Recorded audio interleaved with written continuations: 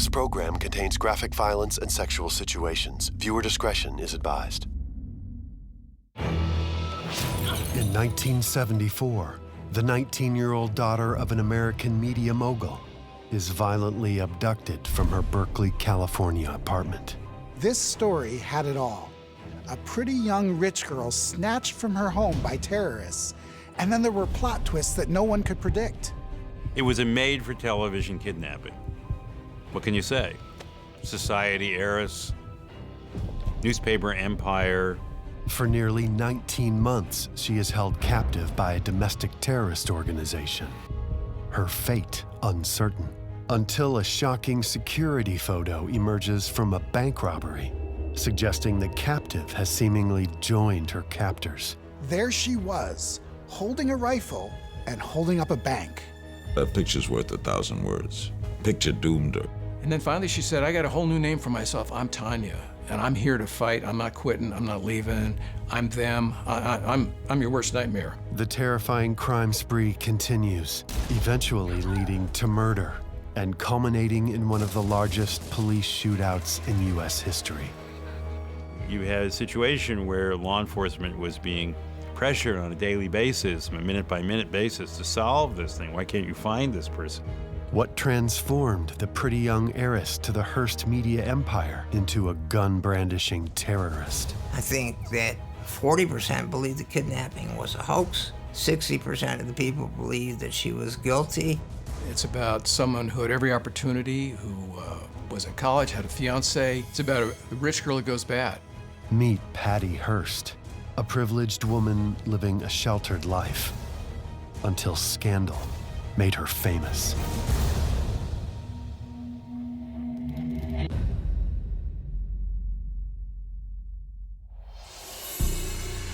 In the mid-1970s, stories of the kidnapping, crimes, and trial of Patty Hearst filled the front pages of nearly every major newspaper in the world.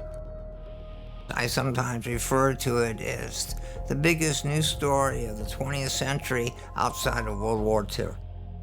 Numerous books were published. Hearst's own account, titled Every Secret Thing, was made into a Hollywood movie in 1988, starring actress Natasha Richardson. The Patty Hearst kidnapping drama occurred around the same time as the Watergate scandal.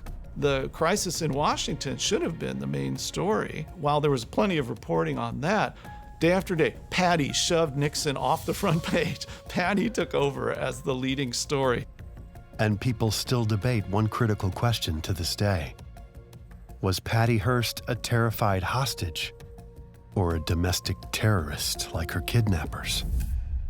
Patricia Campbell Hearst is the granddaughter of California publishing magnate William Randolph Hearst. Patty was the granddaughter of one of the richest men in the West, the granddaughter of one of the most notorious media moguls and political barons of the 20th century.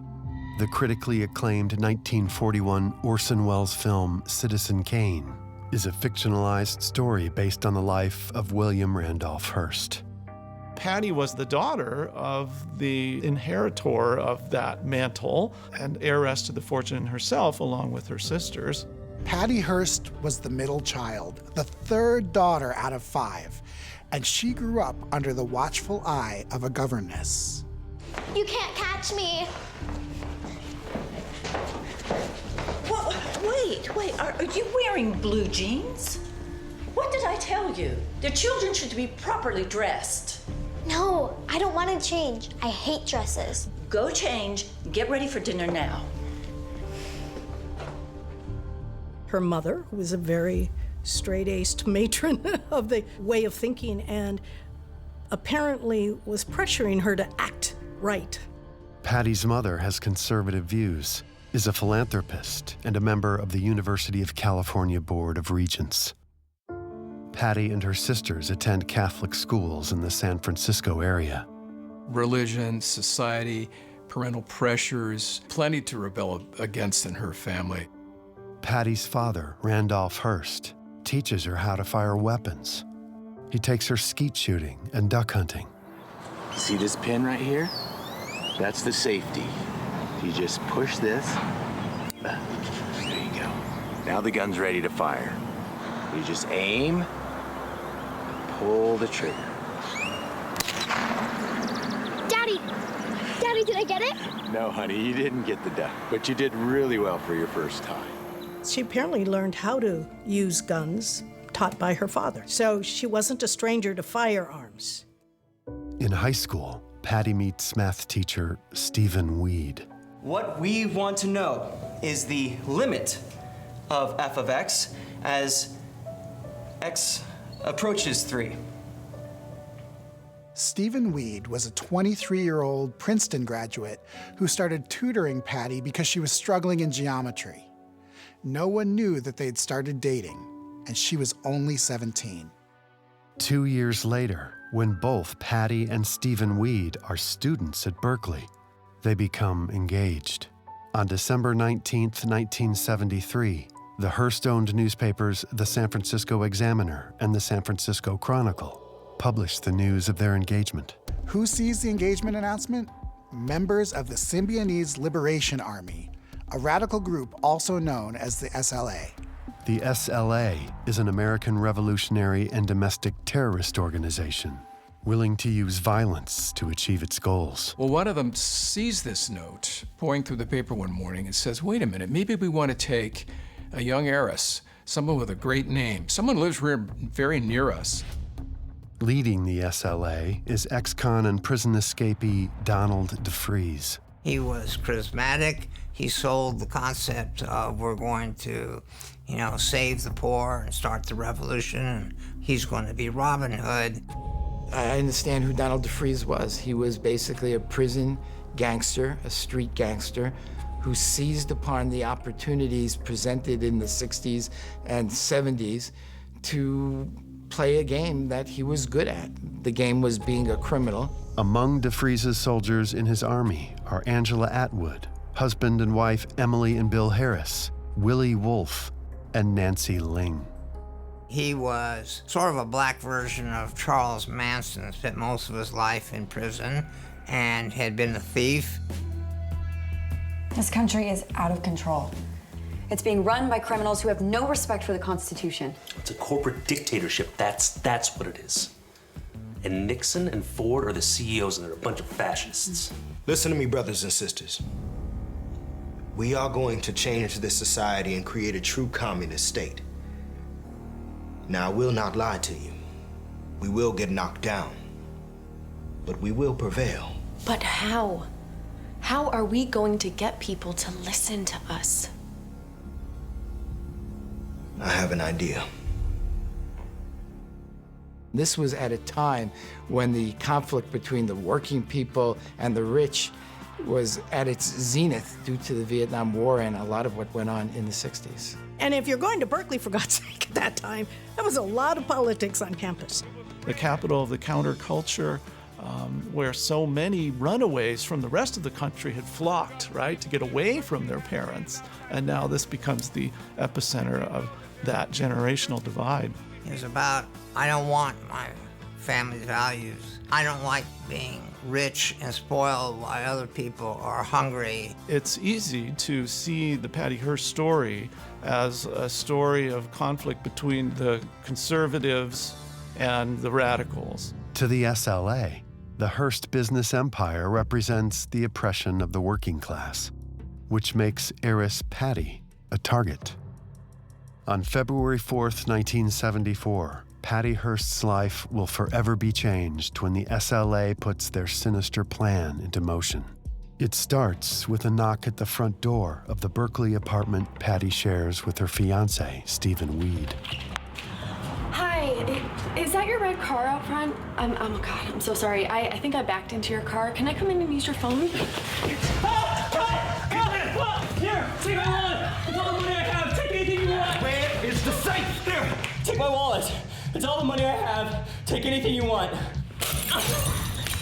Shut up! No one has to get hurt. Get on your knees. Stay there. Please leave us alone. Shut up, woman. I'll put a bullet in your head. Do you want to die? As Patty is gagged and bound, Stephen slowly starts to regain consciousness.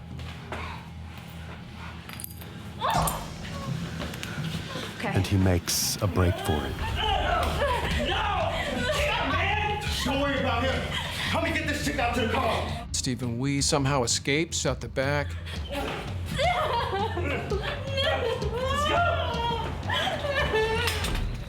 While her fiancé runs looking for help, Patty is carried by her abductors to a car waiting outside and is stuffed into the trunk. Let's go, man. Come on. So now they've kidnapped an heiress, but that's as far as the SLA had planned, and they had no idea what to do about a ransom or anything else. I mean, we have this huge bargaining chip, we think. What are we going to do with her? Within a day, news of Patty Hearst's abduction spreads to every news outlet in the country and beyond. The kidnapping becomes the lead story in newscasts and newspapers around the globe. Almost 3 days pass before the Hearst family hears from the kidnappers. The first communication comes in the form of a typed letter. We will execute the prisoner if our demands are not met. The letter is what the SLA calls an arrest warrant issued for Patricia Hearst. The first ransom demand is to exchange Patty for 2 SLA members who are being held in San Quentin Penitentiary for murder. Donald DeFries, who called himself SinQ, demanded that the message be published in all the Hearst newspapers. They say to themselves, we're going to trade her for those 2 guys. Well, there's no way that's going to happen. Everyone from the local cops all the way up to the governor at the time, Ronald Reagan, are not likely to agree to this thing. This is such a crazy bargain. The exchange of Patty for the 2 SLA members is rejected. Her captors play loud music so that Patty can't hear them talking and planning their next moves.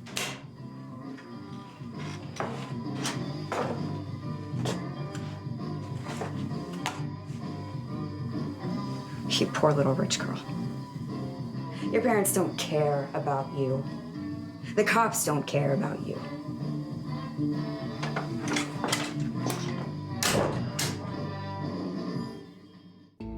To communicate with the outside world, the SLA begins to record audio tapes to be distributed to a local radio station.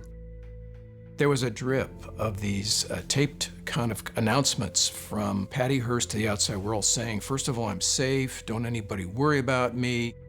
The first recording is released on February 12th, 8 days after Patty's abduction. Mom, Dad, I'm okay. I had a few scrapes and stuff, but they washed them up and my hands are often tied, but generally they're not. These people aren't just a bunch of nuts. And they've been really honest with me, but they're perfectly willing to die for what they're doing. The first message clearly was one that was coerced. You could separate the language that they gave her. I think she said, they're ready to die. I mean, that was so corny. We were kind of going, what?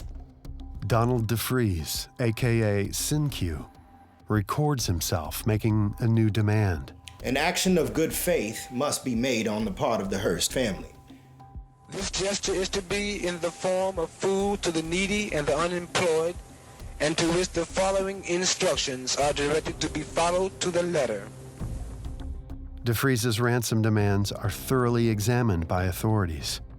He wants each poor person in California to receive $70 worth of groceries. The estimated cost is $400 million. Donald DeFries cast himself like a modern-day Robin Hood, steal from the rich and give to the poor. He was basically a prison gangster who seized upon the opportunities presented in the 60s and 70s to play a game that he was good at. The game was being a criminal. On Valentine's Day, 1974, Randolph and Catherine Hearst speak publicly on the driveway of their Hillsborough home, which will become a ritual. And so it became a day-to-day drama, jumping up at every moment when either the FBI or Mr. Randolph Hearst, her father, came out to tell us any little thing. The media is constantly on site to report every recording of Patty that the SLA releases. I am a prisoner of war, and so are the 2 men in San Quentin. I am being treated in accordance with the Geneva Convention. I am here because I am a member of the ruling class family. Whatever happens to the 2 prisoners is going to happen to me. Patty's captors began what they called re-education, and they told her that police were pigs and that they were against corrupt corporate capitalism. That was everything that the Hearst family represented to them. Whenever Patty is in the same room with her captors, they either wear masks or they blindfold her. Patty, you are our biggest bargaining chip. Don't worry about us. We're on the same side. It's the FBI you need to be concerned about. Yeah, the FBI wants to kill us. They'll kill you too. With the authorities hunting Patty's captors, there's a constant threat of a violent confrontation. The SLA insists that Patty know how to handle a firearm, just in case the police raid the apartment. Put your shoulder in there, lock it back, and you're good to go. Like this? Can I talk to you for a second?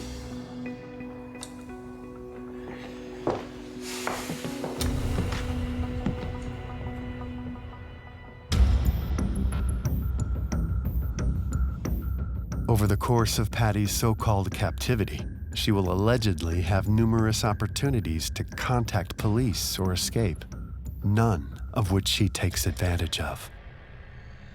During her captivity, Patty claims to have remained cooperative in order to preserve her life.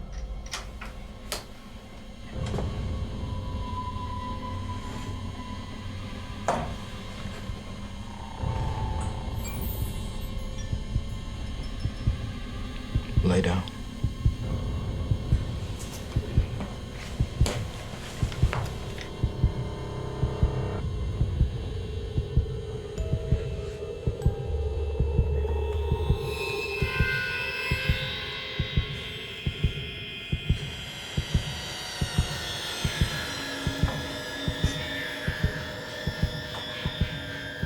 According to Patty, she is repeatedly raped by various members of the group, including leader Donald DeFreeze. Years later, prosecutors will argue in court that there was a romantic relationship between Patty and Willie Wolfe.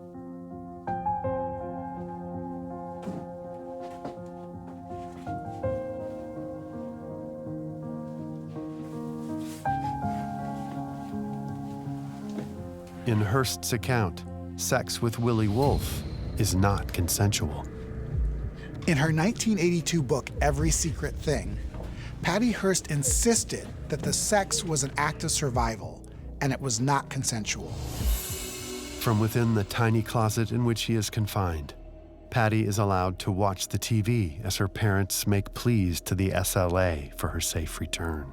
Patty, honey, your father's doing everything in his power, and I want you to know that millions of people all over the world are praying for you. Patty makes another recording that is released 9 days after her abduction. Mom, Dad, it's important that you don't believe what anyone is saying about the way I'm being treated. I'm fine. I'm an example and a warning, and it's very important to the SLA that I be returned safely. So stop acting like I'm dead. Mom should get out of that black dress. That's not helping anyone. Get on it, Dad and Mom. I know you're rich, corporate thieves, and you can afford anything. It got tougher and angrier, and she seemed to be more and more in thrall to the SLA, the folks who kidnapped her. On February 22nd, nearly 2.5 weeks after the kidnapping, the Hearst Corporation, directed by Patty's father, initiates its food distribution program as ransom for his daughter's release. The plan costs $2 million, far short of Donald DeFreeze's demand of $400 million. They get the money, and then they organize this food giveaway that turns out a huge disaster. They don't know how to give the food away. There's mob scenes. And the SLA says, well, wait a minute. You did this on purpose. You made this a disaster. You wrecked this good idea of ours. After the food giveaway, Patty is still not released. The size of the latest demand of the SLA is far beyond my financial capabilities. Therefore, the matter is now out of my hand. Patty can't believe that her father is negotiating in dollars and cents for her life. That shook her up. Governor of California, Ronald Reagan, reappoints Patty's mother, Catherine Hearst, to the University of California Board of Regents. She stands firmly against the anti-war movement and advocates for limits on free speech on campus. Patty was angry that her mother would stay cozy with a conservative like Reagan. She took it as her parents abandoning her. The SLA teach Patty about their left-wing Marxist philosophy. She becomes even more publicly critical of her parents. In late March of 1974, Donald DeFreeze has given Patty a new name, Tanya. He also gives her an option. Tanya, the War Council has decided that you can join us if you want to, or you can be released and go home again. The choice is yours. But if you join us, you can never go back to your old life. You will be an urban guerrilla fighting for the people.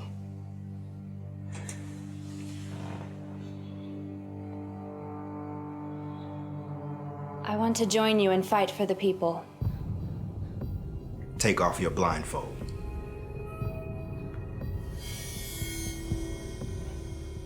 As General Field Marshal, I welcome you. Yeah, she's really, truly converted at that point. And I have to tell you that I believe that she converted. In her book, Every Secret Thing, Patty confirmed that DeFreeze said that she could go home, but she called that offer a ruse and said it wasn't really serious. A few days later, according to Jeffrey Toobin's book, American Heiress, Willie Wolfe gives Patty a special memento necklace, a monkey head carved out of stone. I wanted to give it to you to remember me by. Wolfe has an identical one. Their keepsakes symbolize their union as a couple. This memento will later become a very important part in the prosecution of Patty Hearst. Then, on April 3rd, just 2 months after the kidnapping, Patty shocks the world with her latest audio recording. I have joined the SLA. I have chosen to stay and fight. I have been given the name Tanya. She becomes a committed revolutionary herself, right? And she issues communiques to the public, disavowing her family, calling her parents awful names, mouthing the revolutionary slogans that were so familiar. Death to the fascist insect that preys upon the life of the people. Some people describe that as brainwashing and the Stockholm Syndrome, which is to sympathize with your captors. On April 15th, Patty, now called Tanya, gets her first big chance to show her loyalty to the SLA. Make sure you always stand in view of the camera. Everybody know their roles? Let's go. They show up at a small sleepy bank on the edge of San Francisco in a foggy area. Not a very big popular spot, but it's a legit-sized bank. SLA, get on the floor! All right, this is a holdup. Anybody who don't get down on the ground gets a shot in the head. They bust in, they start swearing at everybody. Everybody get down on the ground. And guess what? Patty Hearst is right in the middle of things. This is Tanya. I'm Patricia Hearst. First one picks his head up, I'll blow his damn head off. There is, not like now where we have cameras on everything, there are sort of quick still camera shots of her and the others pulling guns to scare folks and to get out of there, and they do. Now you're guilty of bank robbery. The FBI shoot you on sight.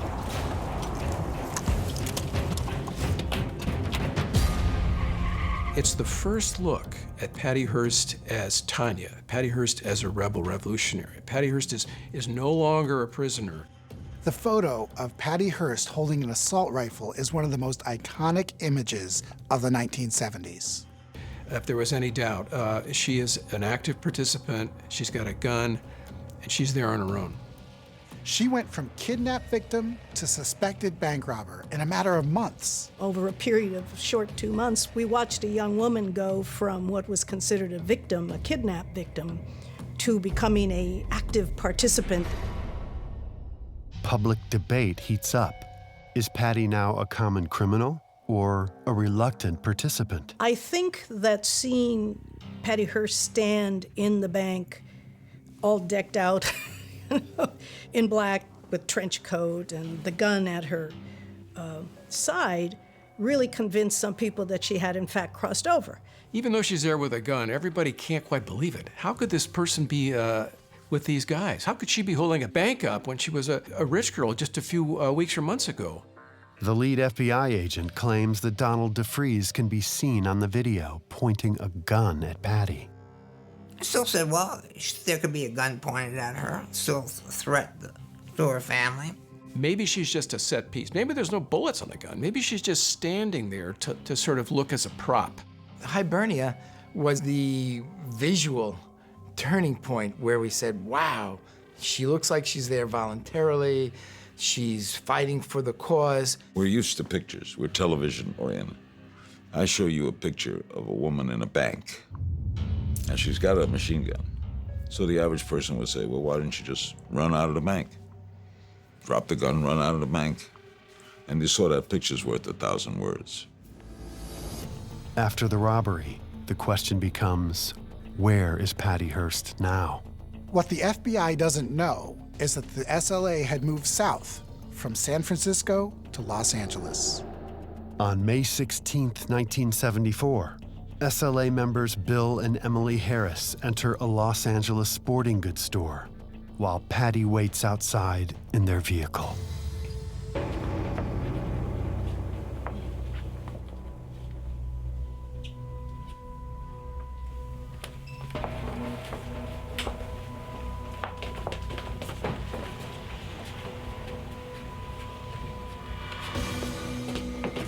Bill Harris shoplifts, comes out, one of the employees chases him out, and there's a scrum, a fight, a sort of a tussle on the sidewalk. Patty Hearst is sitting across the street. She reaches back into the back of the van, gets out a heavy-duty weapon, and starts cutting loose. Come on! Miraculously, no one is injured by the gunfire. She could have escaped while the Harrises were inside the sporting goods store. She could have shot her captors. She could have driven away. At no other time did she have a better chance of contacting police and freeing herself, but she doesn't. Immediately after the incident at the sporting goods store, Patty and the Harrises decide to ditch their vehicle. That's when Emily Heiress approaches 18-year-old Tom Matthews. Hey man, how much is your van? I'm doing $2,500. Can I take it for a drive? Let's try it. Cool. Here you go. Thanks. Matthews will later testify that Patty and Bill wait a few blocks away for Emily to arrive with their new mode of transportation. Get in the back. Do you know who this is? This is Tanya. Get in the back.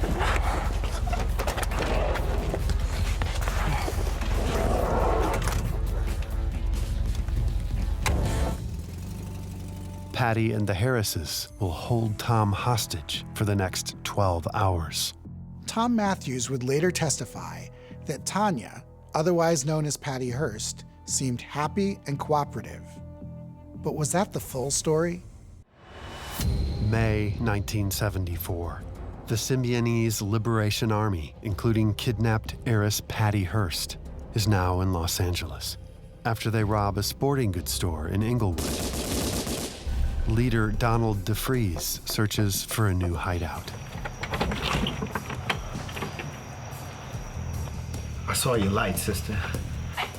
My name is Sin-Q, and myself and my white friends need some help. Now that the so-called soldiers of the SLA are in Southern California, Donald DeFreeze, otherwise known as Sin-Q, has to depend on the kindness of strangers who are both sympathetic and trusting. However, the FBI and local police are hot on their trail. On May 17th, through an unpaid parking ticket on one of their stolen cars, the SLA's new hideout is traced. The cops surround it. They bullhorn the house, saying, "Everybody come on out. We've got you surrounded. There's no point in fighting. We're ready to accept your surrender right now."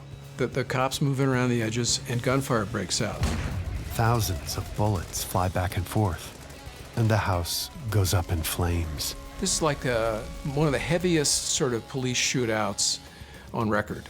TV stations show up, and it's the first time they're able to have a live mini-camera coverage of a breaking news event. Patty's parents watch the chaos unfold in real time. Everyone had the same question.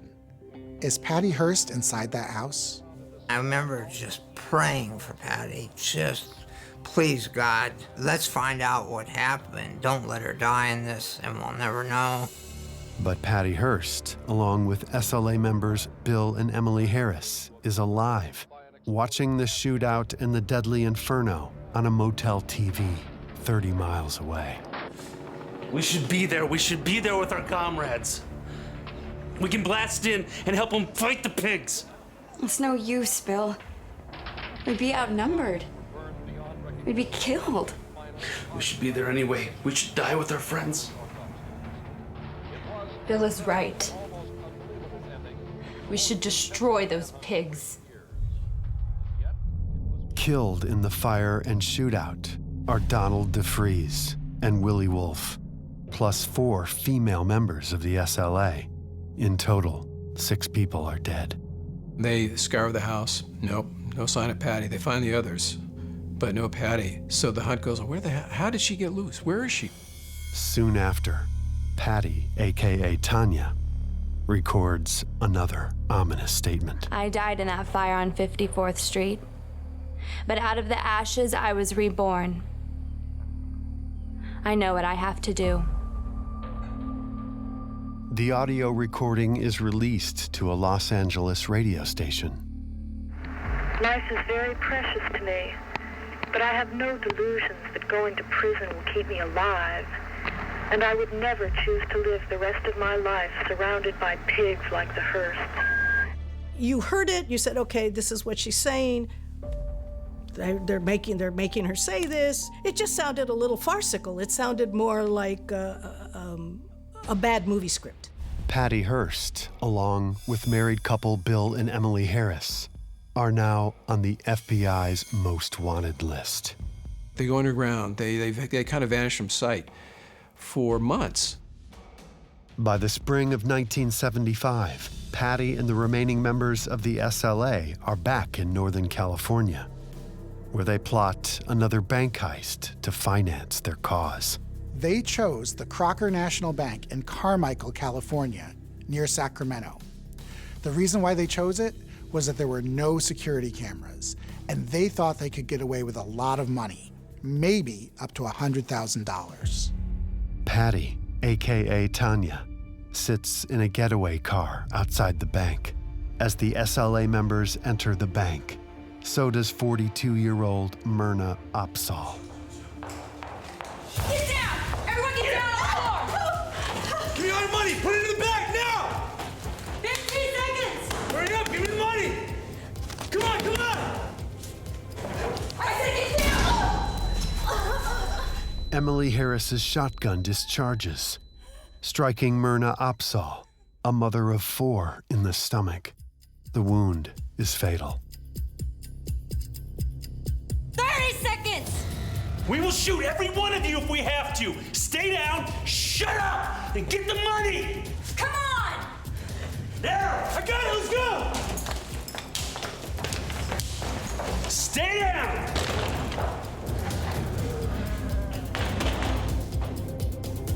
Emily Heiress fires a shotgun at one of the bank customers, Myrna Opsahl. She dies. So now we have murder in a bank job. If you deliberately participate in a felony, and it's a felony that's dangerous to life, like robbing a bank with guns. If somebody dies, if you pulled the trigger, you're guilty.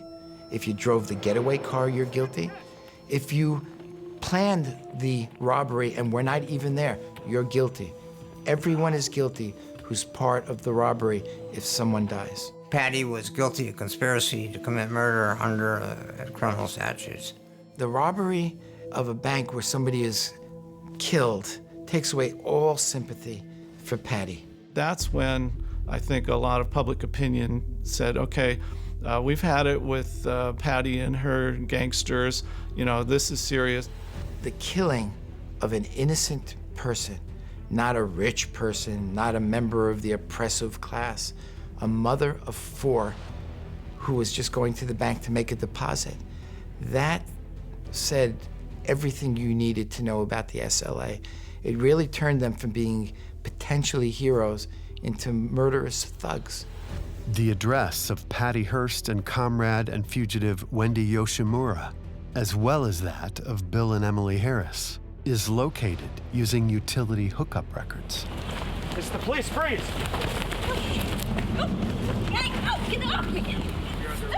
FBI agents arrest Bill and Emily Heiress first. You have the right to remain silent. Anything you say can and will be used against you in the court of law. Okay. On September 18th, 1975, 19 months after the Hearst kidnapping, Patty and comrade Wendy Yoshimura get an unwelcome surprise at their San Francisco apartment. Are you Patty Hearst? Yes. It's over, Patty. We're going home. Inside the house, police find guns and a marked dollar bill known as a bait bill from the Crocker National Bank. And this seems to be evidence that ties the women to the murder of Myrna Opsahl. From a police car, a smiling Hearst raises her handcuffed fist in protest. The image will be seen around the world. When Patty was booked, fingerprinted, and photographed, she put down that her occupation was urban guerrilla. You know, so clearly she's still identified with the SLA. Public debate heats up. Was Patty a victim or a terrorist herself? She had had months where she could have left at any time and turned herself in, gone to authorities, asked for help, and that's what made it hard to believe, you know, that she had been under coercion the whole time. While Patty is held in jail awaiting trial, her family and their lawyers develop a defense strategy. Oh, Patty, we've missed you so much. My name is Tanya. Darling, you've been the victim of a kidnapping. And brainwashing. It's okay. We're gonna get you straightened out now. Patty's father, Randolph Hearst, hires celebrated defense attorney F. Lee Bailey to represent Patty. He argued that the SLA had used mind control techniques to convince Patty Hearst to become a bank robber against her will. On February 4th, 1976, coincidentally the second anniversary of the kidnapping, Patty Hearst goes on trial in San Francisco's federal court. Cameras are not allowed inside. Hearst testifies that she was forced by Donald DeFreeze, aka Sin Q, to make the audio tapes or be killed. The defense team calls it brainwashing, also referred to as Stockholm Syndrome, in which the victim identifies with the captors. The star witness for the prosecution is Tom Matthews, the high school student who spent 12 hours in his van with Patty and Bill and Emily Heiress. To this guy's memory, she seems to be just as willing as the others. She's on the team. She's a willing partner. Hearst takes the stand and testifies that she took part in the Hibernia bank robbery under the threat of death by Donald DeFreeze.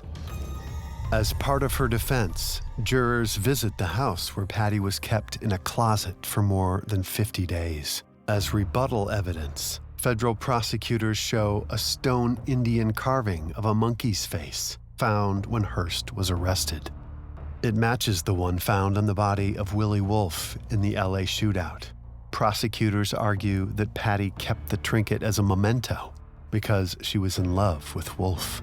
When she tried rather transparently to excuse that by saying, well, I thought it was a valuable archaeological prize that needed to be preserved, I don't think anybody bought that, and the jury started to turn, right? They started to turn against her.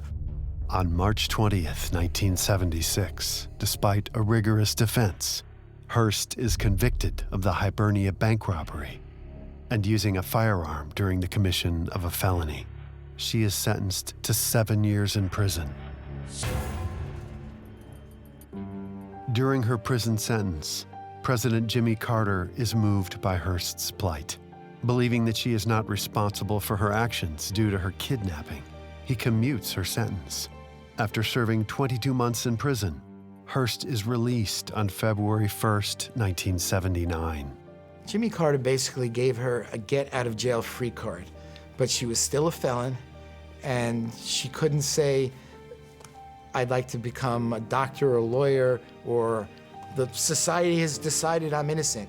He basically said, I pity you, I'll let you out of jail, but I'm not willing to stand up for you enough to say you were a victim. Justice for Myrna Opsahl's family took many years.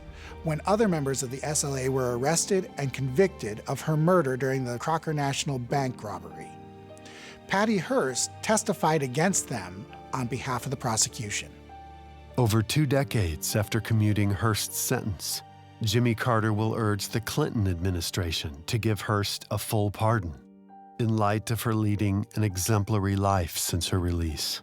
Then, on the last day of his presidency in 2001, Bill Clinton granted Patty Hearst a full pardon.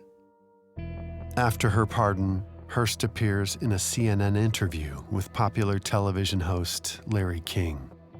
I agree with the commutation, I agree with the pardon.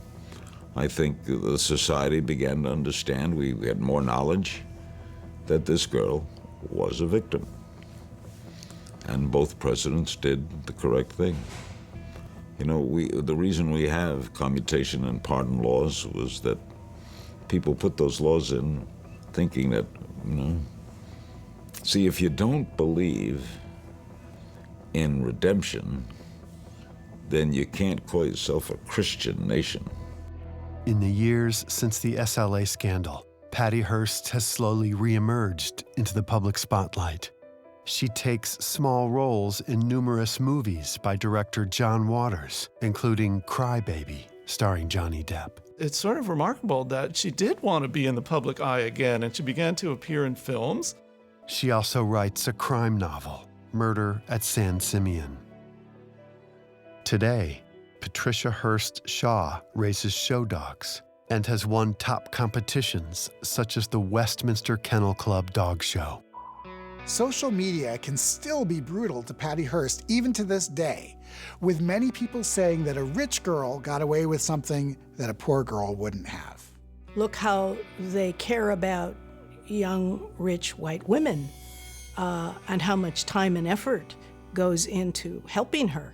But I never through all that condemned her. I don't believe Patty was ever really a criminal. I think they took her in. I think she was forced to do what she had to do. A sad story. Well, I'm glad she rebounded. We like to think if we were in her shoes, if we'd been kidnapped and forced to do all these things, we would have thought differently. We would have refused to do this stuff. We would have spoken back to tormentors. She clearly didn't see that as the way to go.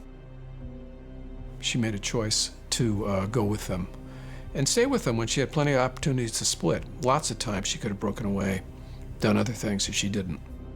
Well, she was in a tough thing, and she also had to live with the fact that she had done these things and people died. And I don't think that's easy. But Patty is a very unusual person, and it's really hard to know what it is that makes her tick, and I'm not so sure that it's something we're ever going to really know.